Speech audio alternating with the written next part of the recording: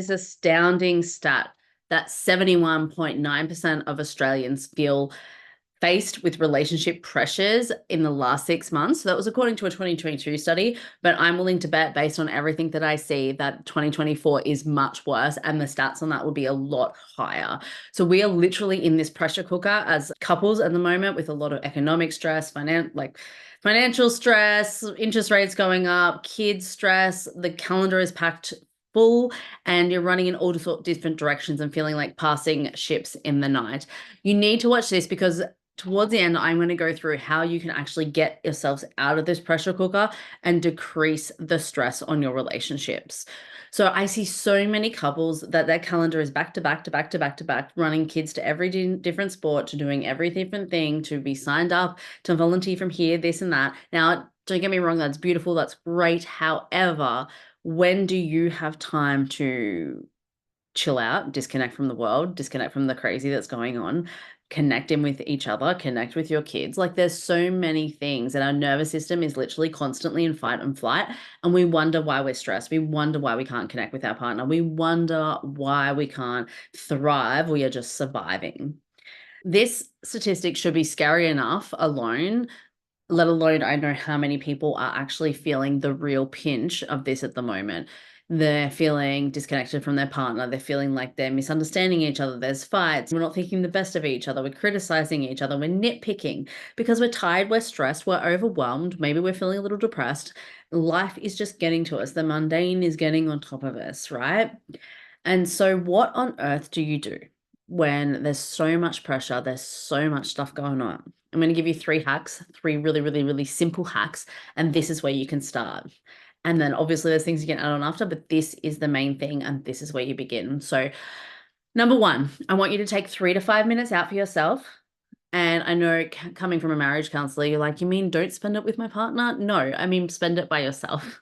Spend it doing something that makes you feel good. Read that book, have that cup of tea, that coffee on your own, turn off all the noise and deep breathe. Spend the time on your own.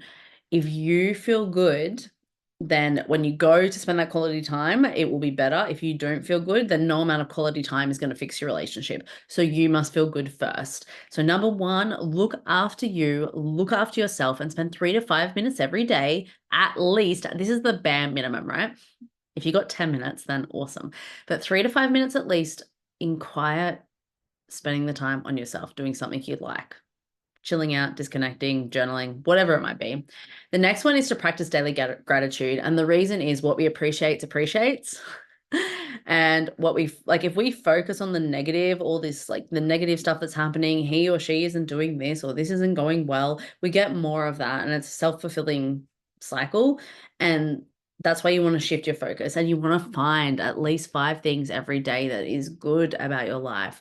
You've got a roof over your head, you've got a job, you're breathing, you're healthy. Like find those things and feel them within your body. So don't just think them, but feel them within your body. Super important. Number 3, get the calendar out and look at what you can delete or delegate or get support with. So it's not all on you. I know we have this society that it's you individually have to succeed and we do it all ourselves. It's nonsense. No one succeeds in isolation, in a container. We need each other.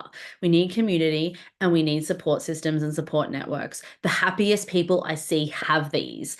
The people that are struggling the most are on their own. They feel like there's no one that will help them, no one to support them. They're on their own. They've got no one to talk to. I don't want that to be you.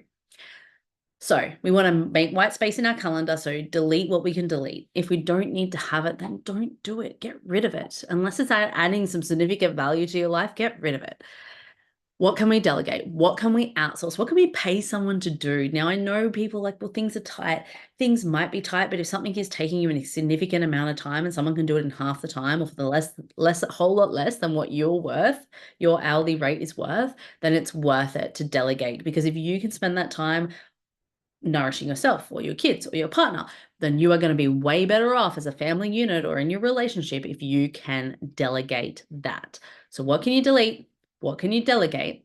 And what can you get support with? So support might not be fully delegating or outsourcing something entirely, but maybe you've got grandparents that can pick the kids up once a week.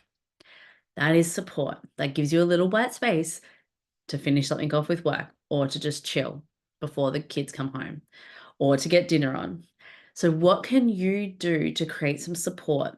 Maybe you and a friend could support each other. Maybe you take alternative weeks of one week you pick up the kids and the other week they do, and give each other that white space. There are so many ways to do this. It doesn't have to be kind of like the traditional way we always think.